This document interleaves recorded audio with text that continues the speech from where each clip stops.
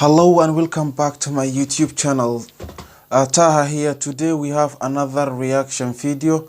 This video quite interesting video called Who is the God?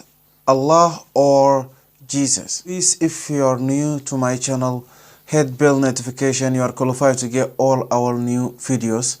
Please let's jump to video. We'll see what's going to happen. 1, 2, 3. So the 2013 charts of Google's most popular searches in Australia are just in, with the top Google search at number 1 being "What is twerking?", shortly followed by "Who is God?". Now, on saying this, I don't think you have to be a genius to figure out which of the two questions is more important to be asking Google. I mean, one could potentially explain the reality of our existence, while the other would potentially leave us scarred for the remainder of our existence. And look, I know there's a lot of skepticism surrounding this issue, and quite frankly, I don't blame you.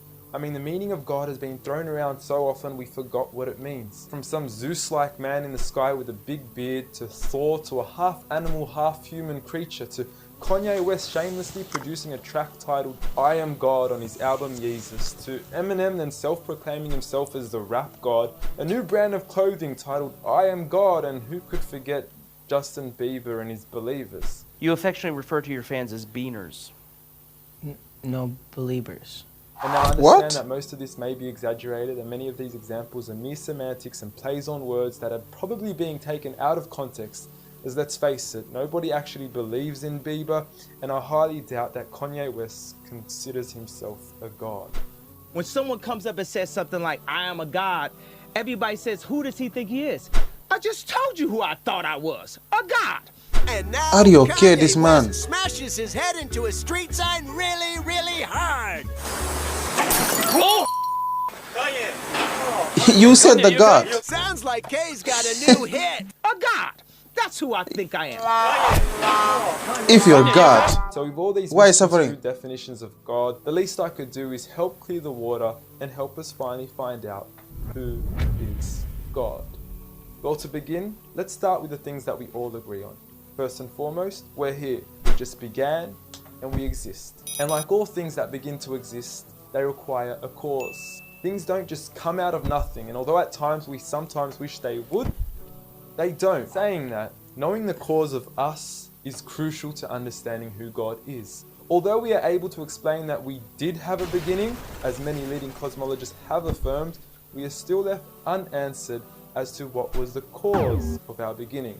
And before you lash out saying, "Oh, but we can't see what happened before we began," or "you can't prove there was a creator," we say quite openly, neither can you disprove the creator. And by observing the reality of our world and our existence, its order, its structure, and the systems, I see no reason not to believe in a creator. But then one may ask, where did this creator come from? What was the cause of him? And it will go on forever and ever, which would most probably lead to us never have ever been created. So for God to exist, he must exist without a beginning, therefore not requiring a cause, making him eternal. He should also be transcendent from his creation and not bound by any of the realms he had created, whether it is time, space, or matter. For instance, when Steve Jobs makes an iPhone, he doesn't become the iPhone, he is separate. And of course, we could also argue that he is one. This makes the most sense, and it would also avoid any potential conflict between two disputing or powerful gods with conflicting interests. But we still don't know which God is he. Are you Zeus? Are you Thor? Are you Yahweh? Well, if you agree with everything I've said up until now, you will realize that each of these gods don't fit into our established criteria of who God is. They are all created beings, they are not eternal, they have not created anything, they are dependent, and they require sleep, rest, oxygen, and food. So who is the one and only true God? I present to you a God who is one and only, eternal, exists without a beginning, who was uncreated, requiring no cause for himself, yet being the absolute cause and creator of everything else. Allah. A simple definition of God that is logical and rational. There is nothing like him, no man, no creature, nothing imaginable. He is the one who is perfect, although I don't like using the word perfect because our understanding of perfection would never encompass his true essence. He is in control of everything, whereby nothing can harm us unless he wills it. He is the all-knowing, the all-hearing, and unlike our friend Kanye, he is the all-seeing. Many of us would then argue that although these verses do provide a logical and sound concept of God, how do we know that these words are indeed the words of God? Well, first and foremost, the Quran isn't just any book. It was revealed over 1400 years ago as direct revelation from God to the final prophet Muhammad, peace be upon him, and was sent as the most eloquent piece of literature to before mankind. Revealed at a time where poetry was rife and to a population housing the best of poets, only to leave them speechless and at a loss for words. Now, what is important to note is that the Quran doesn't fit in any of the known classes of poetry nor prose. Rather, it is a fusion of both that even to this day shake the hearts of Muslims and non-Muslims alike. Even to this day, the Quran remains incomparable and stuns humanity with its accurate references to science and history, from accurate descriptions of the human embryo to historically accurate references to the different rulers in the different Egyptian dynasties. And no matter how many times people will try to discredit the Quran on its authenticity, it remains standing. Will you please, at the very next science lesson, get some salt water, get some fresh water, and mix them and see what happens? The Quran says 2 seas, not 2 cups of water. And to those that doubt it is from God, the challenge is simple. Bring forth something that can compare. And now, although this challenge has been attempted multiple times throughout the past, history has witnessed that no man has been able to rival the Quran. But does this challenge still apply today? Well, we could surely put it to the test, and who better to choose than the self-proclaimed rap god. Call yourself the rap god. Eminem, dubbed the best of his time, being incomparable with anyone in his league. The last thing the world needs is another me. Now, if we compare the works of Allah with the works of Eminem, we are left with this. Slickety gibbity hippity hip hop, rappity rap, packing a mac in the back of the act, pack, back, rap, yak, yakety yak, yak. At the exact same time, I attempt these lyrical acrobat stunts.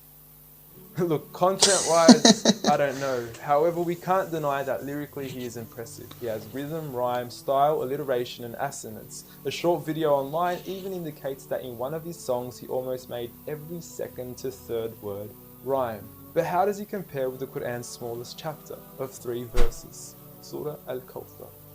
Now, in just 10 words, Allah is able to use over 30 linguistic and rhetorical devices, including emphasis, multiple meaning, grammatical shift, word order and arrangement, ellipsis, conceptual relatedness, intensification, choice of words, repetition, intimacy, exaggeration, and prophecy, along with many, many more. What's also important to note is that the linguistic devices in the Quran aren't just thrown about randomly. For instance, Allah would use palindromes strategically to describe the terms glorify your Lord and the orbiting of planets, as though both processes are occurring continuously, non-stop, one after the other.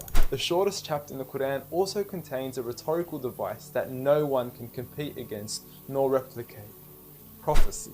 At the end of the first verse, Allah promises Muhammad, peace be upon him, that he would be given abundant good, at a time when he was at one of the lowest points of his life, with a small amount of followers and low social status. He had even just lost his son, and his enemies were taunting him with cut-off lineage and progeny, yet Allah was promising him abundant good at this time. Such was the prophecy of the Quran, and we certainly indeed see its fulfillment today. With the Quran being the most recited, memorized and practiced book across the entire world, with over 1.6 billion followers today from all walks of life. Now,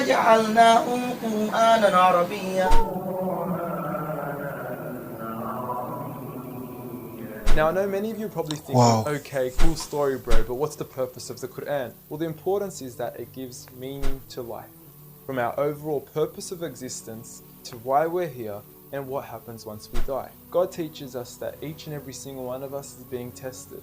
We weren't created for mere play, we were created with a purpose, and that is to be obedient to God and His rules. Those who believe, there is reward, and those that don't and are arrogant, there is a punishment. And look, I apologize for trying to squeeze all this into one small video, but I've given you everything you need to know who God is and why we are here. So read. Amazing video, because we right now we know what is the purpose of the Quran. We know right now purpose of the Quran, and then like Eminem, he make himself rap God. He make himself God. and other man, I don't know what do you call, he said, I am the God. And then when he smashed the glass in his head, he started suffering. If you are God, why are you suffering? This is a question. How will be your God? And then if you are God, it means he created human. The human you created smashed the glass in your head and then it starts suffering. It doesn't work this. You can say to him, I'm God. And then when he smashed the glass in your head, it started suffering. It doesn't work like this. Thank you for watching this video. Wait me in next video. Goodbye. Bye.